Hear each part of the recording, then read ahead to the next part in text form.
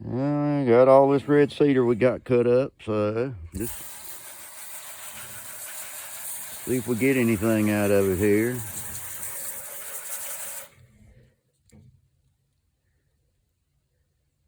Man, just all kinds of colors and patterns.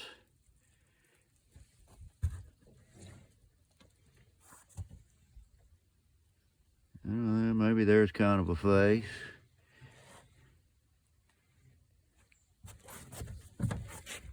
And with this way, I don't know, it looks like maybe an octopus in there.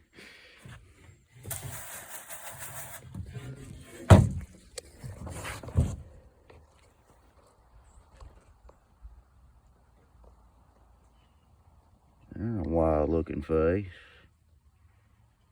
Thanks for watching. Let me know what you think. What do you see?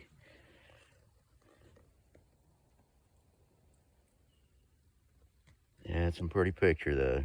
Thanks for watching. Have a great day.